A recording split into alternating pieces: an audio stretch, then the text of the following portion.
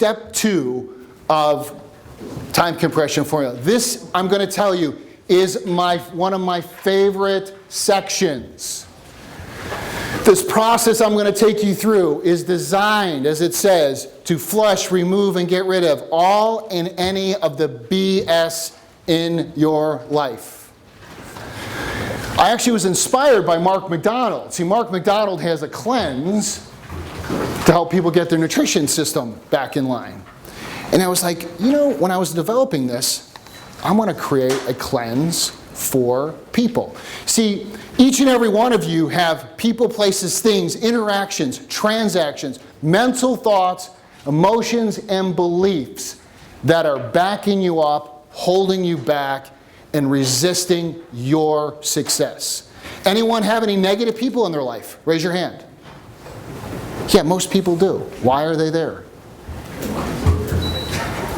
Any people have an activity you know you shouldn't be doing? Raise your hand. Right, awesome. I appreciate you being honest. Anyone have a mental thought that gets in the way pretty much all the time on doing something? Yeah. These are toxins. And so today and tomorrow, we are going to go through a process, the time cleanse process, to remove those toxins so you can start rescuing back your time, your most valuable asset.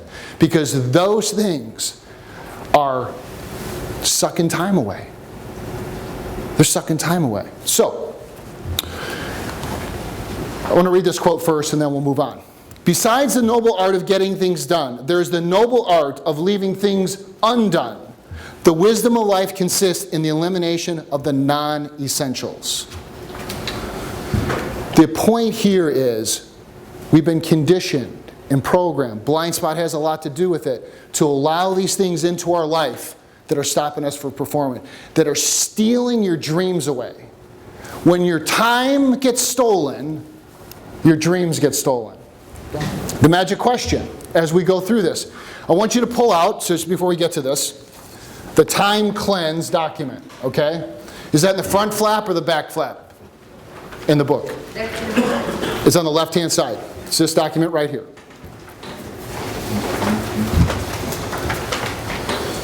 Time cleanse.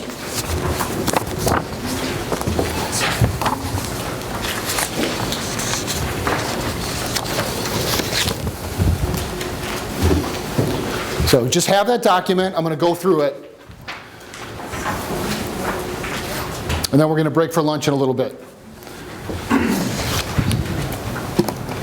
But this time cleanse, I'm going to tell you right now, I've had multiple clients rescue back days. Because right now you're programmed to do things that you think you should be doing that you shouldn't be doing. I'm not going to say that twice. And you're going to see what they are. But the first question is, what's your hour worth? What is your hour worth? You don't have to figure the exact number out right now, but you got to think about it. But here's an idea that I want to put in your head. If you can get somebody to do a task that allows you to perform at your highest level, and it's $15 to $200 an hour, you want to start thinking about eliminating from that process you're going through. Now, a lot of people get a little nervous when I say that. They're like, I got to start spending money? Yeah. Let me tell you why.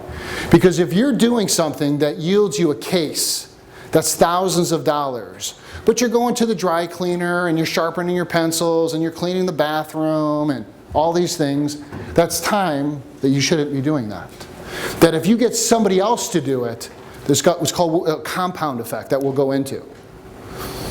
I had a CEO last year, had a problem with his printer. He's at home, got a problem with his printer. Mr. CEO goes, I'm going to fix this printer. He's the CEO of a pretty big company. 5 hours later, I don't know if the printer was still in one piece, but it wasn't working. So he did hire somebody, a Geek Squad or whatever, came over, 20 minutes, a neighborhood kid, cost him $100. So I did a little exercise for him. So Mr. CEO, what do you think those 5 hours cost you? He's a high-level CEO, not a low-level CEO. I go, what do you think that, like, we take that 5 hours, we plug it right in, and he was just like, a lot of money. Big money. But see, there's another effect that happens that we don't know. There's a hangover. Anyone ever have a hangover in here?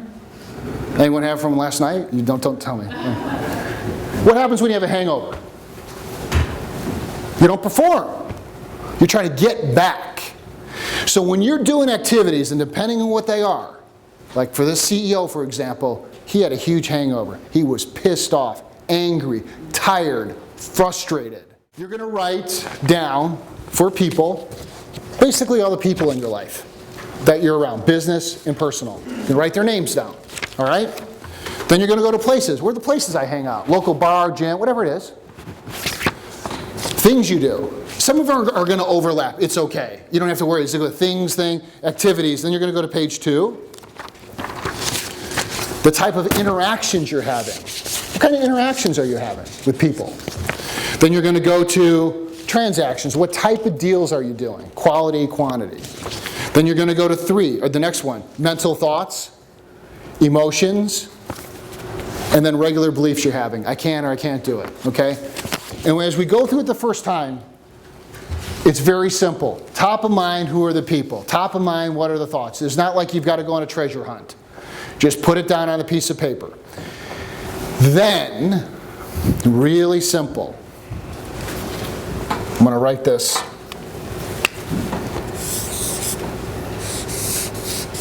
Okay. The positive ones, you go, this is really positive, you're going to circle. The ones that are neutral or you think are negative, you're going to put a square around them. What are you going to circle? What's going to go around the positive ones?